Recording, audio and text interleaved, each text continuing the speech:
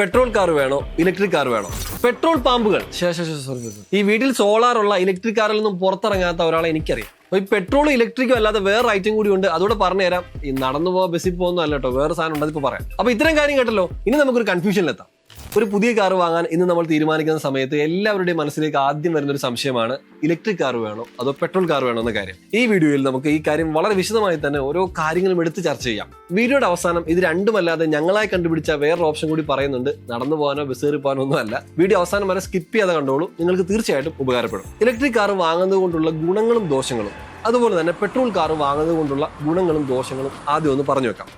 ശേഷം നമുക്ക് വീഡിയോയുടെ അവസാനം ഒരു തീരുമാനത്തിലെത്താം. ഇലക്ട്രിക് കാർ വേണോ പെട്രോൾ കാർ വേണോ എന്ന കാര്യമൊക്കെ. അപ്പൊ ആദ്യം ഇലക്ട്രിക് കാർ എടുക്കുന്നത് കൊണ്ടുള്ള ഗുണങ്ങൾ എന്തൊക്കെയാണെന്ന് നമുക്ക് നോക്കാം. ഒന്ന്, കുറഞ്ഞ റണ്ണിംഗ് കോസ്റ്റ് ആണ്. പെട്രോൾ കാറുകൾ 1 കിലോമീറ്റർ സഞ്ചരിക്കാൻ 7 മുതൽ 8 രൂപ വരെ ചിലവാക്കുന്ന സമയത്ത് ഇലക്ട്രിക് കാറുകൾക്ക് ഇത് 1 രൂപ മുതൽ 2 രൂപ വരെയാണ് ചിലവാകുന്നത്.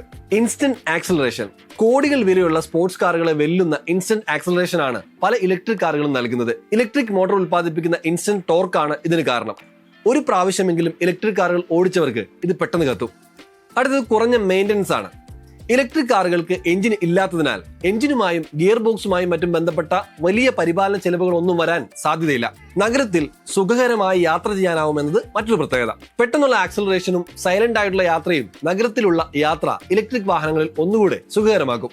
അതുപോലെ പെട്രോൾ ഡീസൽ കാറുകളെ അപേക്ഷിച്ച് ഇലക്ട്രിക് കാറുകൾക്ക് മലിനീകരണം കുറവാണ്. ഇലക്ട്രിക് വാഹനങ്ങൾ രാത്രി വീട്ടിൽ ചാർജ് ചെയ്യാൻ ഇടാം. രാവിലെ ആകുമ്പോഴത്തേക്ക് അത് ഫുൾ ചാർജ് ആകും. ഇനി അത് മാത്രമല്ല, വീട്ടിൽ സോളാർ കൂടി ഉണ്ടെങ്കിൽ കാര്യങ്ങളൊക്കെ എളുപ്പമായി. അപ്പൊ ഇത്രയും പറഞ്ഞ ഇലക്ട്രിക് വാഹനത്തിന്റെ ഗുണങ്ങളാണ്. ഇനി നമുക്ക് കുറച്ച് ദോഷങ്ങൾ നോക്കാം. ഒന്ന്, പെട്രോൾ കാറുകളെക്കാൾ ഉയർന്ന വില. ഒരു ഉദാഹരണം എടുക്കുകയാണെങ്കിൽ ടാറ്റ നെക്സോണിന്റെ പെട്രോൾ വേരിയന്റും ഇലക്ട്രിക് വേരിയന്റും തമ്മിൽ വിലയുടെ കാര്യത്തിൽ വലിയ മാറ്റങ്ങളാണുള്ളത്. ഇനി ചാർജിങ് സമയത്തിലേക്ക് പോവുകയാണെങ്കിലോ, പുറത്തെ ചാർജറുകളിൽ നിന്ന് ചാർജ് ചെയ്യുമ്പോൾ ചുരുങ്ങിയത് 1/2 മണിക്കൂർ മുതൽ 1 മണിക്കൂർ വരെ സമയമെടുക്കും. മറ്റൊന്ന്, പബ്ലിക് ചാർജിംഗ് സ്റ്റേഷനുകളുടെ കുറവാണ്. നിലവിൽ പബ്ലിക് ചാർജിംഗ് സ്റ്റേഷനുകൾ പുതുതായി വരുന്നുണ്ടെങ്കിലും പല സ്ഥലങ്ങളിലും ഇപ്പോഴും ചാർജിംഗ് സ്റ്റേഷനുകൾ ലഭ്യമായി വരുന്നതേ ഉള്ളൂ.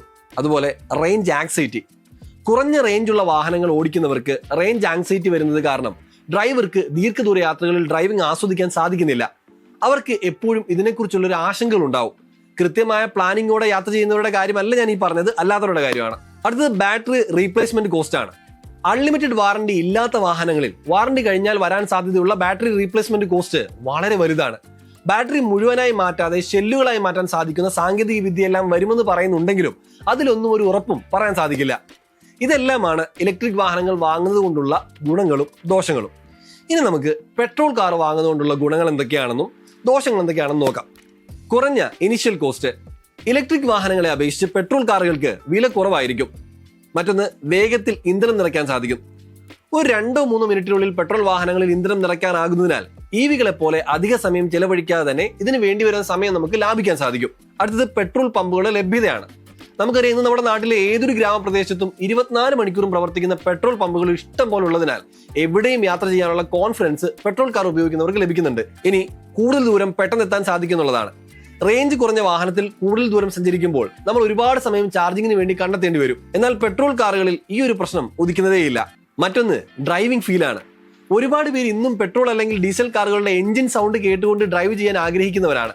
അവർക്കിത് ഈ കാറുകൾ മാത്രമേ ലഭിക്കുകയുള്ളൂ. ഇനി പെട്രോൾ കാറുകൾ വാങ്ങുന്നതുകൊണ്ടുള്ള ചില ദോഷങ്ങൾ എന്തൊക്കെയാണെന്ന് നോക്കാം. ഉയർന്ന റണ്ണിംഗ് കോസ്റ്റ്. കൂടിക്കൊണ്ടിരിക്കുന്ന പെട്രോൾ വില പെട്രോൾ വാഹനങ്ങൾ ഉപയോഗിക്കുന്നവർക്ക് എന്നും ഒരു ആശങ്ക തന്നെയാണ്.